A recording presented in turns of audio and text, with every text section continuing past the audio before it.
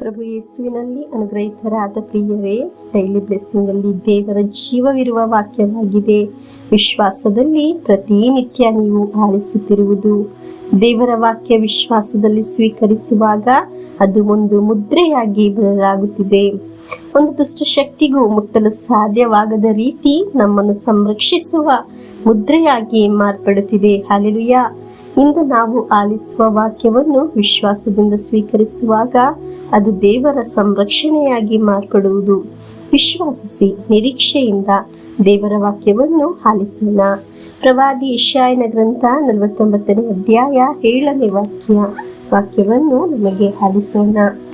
ಪೂರ್ತಿಯಾಗಿ ತಿರಸ್ಕೃತನಾದವನಿಗೆ, ಅನ್ಯ ಜನಾಂಗಗಳಿಗೆ ಅಸಹ್ಯವಾದವನಿಗೆ, ದರ್ಪಾಧಿಪತಿಗಳಿಗೆ ದಾಸನಾದವನಿಗೆ, ಇಸ್ರಾಯೇಲಿನ ವಿಮೋಚಕನು ಹಾಗೂ ಪರಮ ಪಾವನನು ಆದ ಸರ್ವೇಶ್ವರನು ಹೀಗೆಂದು ಹೇಳುವನು. ಸರ್ವೇಶ್ವರ ಸ್ವಾಮಿಯ ಪ್ರಾಮಾಣಿಕತೆಯನ್ನು, ಇಸ್ರಾಯೇಲಿನ ಪರಮ ಪಾವನನಿಂದ ನೀನು ಆಯ್ಕೆಯಾದದ್ದನ್ನು ನಿನ್ನ ಅರಸುಗಳು ಕಂಡು ಎದ್ದು ನಿಲ್ಲುವರು, ನಿನಗೆ ಅಧಿಪತಿಗಳು ಅಡ್ಡ ಬೀಳುವರು.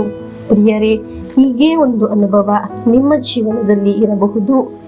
ನಿಮ್ಮನ್ನು ಕಂಡರೆ ಒಂದು ಅಸಹ್ಯ, ಅಪವಾದಕ್ಕೆ ಒಳಗಾಗಿದ್ದವರು, ನಿಮ್ಮನ್ನು ನೋಡುವಾಗ ಕೀಳಾಗಿ ನೋಡುವವರು, ನಿಮಗೊಂದು ಬೆಲೆ ಇಲ್ಲದ ಹಾಗೆ, ಹೀಗೆ ನೀವು ಇದರ ಬಗ್ಗೆ ಚಿಂತಿಸಿ ವ್ಯಸನ ಪಡುತ್ತಿದ್ದೀರಾ? ಹಾಗೆ ಇರುವವರ ಹತ್ತಿರ ದೇವರು ಇಂದು ಮಾತನಾಡುತ್ತಿರುವುದು. ಇಂದಿನ ಅವಸ್ಥೆಗೆ ಬದಲಾವಣೆ ಬರುತ್ತದೆ ಪ್ರಿಯರೇ.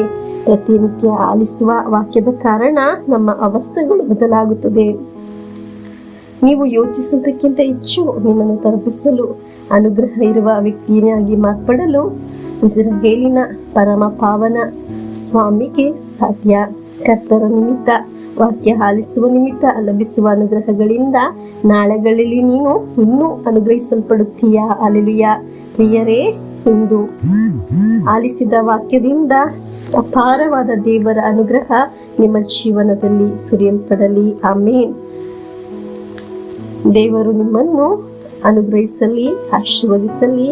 ನಿಮ್ಮನ್ನು, ನಿಮ್ಮ ಕುಟುಂಬವನ್ನು, ನಿಮ್ಮ ತಲೆಮಾರನ್ನು, ಈ ಶುಶ್ರೂಷೆಯನ್ನು ಎಲ್ಲರ ಮೇಲೆಯೂ ದೇವರ ಸಹಾಯ ಲಭಿಸಲಿ. ನಮಗೆ ಪ್ರಾರ್ಥನೆ ಸಹಾಯ ಕೋರಿದ ಎಲ್ಲರ ಮೇಲೆಯೂ ದೇವರು ಕರುಣೆಯಾಗಿರಲಿ ಎಂದು ಪ್ರಾರ್ಥಿಸಿ ಪ್ರಭು ಯೇಸುವಿನ ಆಶೀರ್ವಾದವನ್ನು ನಮಗೆ ಸ್ವೀಕರಿಸೋಣ. ನಮ್ಮೇ ಪ್ರಭು ಯೇಸು ಕ್ರಿಸ್ತರ ವರಪ್ರಸಾದವು, ದೇವರ ಪ್ರೀತಿಯು, ಪವಿತ್ರಾತ್ಮರ ಅನ್ಯೋನ್ಯತೆಯು ನಿಮ್ಮೊಡನ ಇರಲಿ. ರೋಗದಿಂದ, ಅಪಘಾತದಿಂದ, ವಂಚನೆಯಿಂದ, ನಿರಾಶೆಯಿಂದ ಸ್ವರ್ಗದ ದೇವರು ನಿಮ್ಮನ್ನು ಅದ್ಭುತವಾಗಿ ಸಂರಕ್ಷಿಸಲಿ. ದೀರ್ಘಾಯುಸ್ಸು, ಆರೋಗ್ಯ, ಸಮಾಧಾನ, ಸಂತೋಷ ಉಂಟಾಗಲಿ.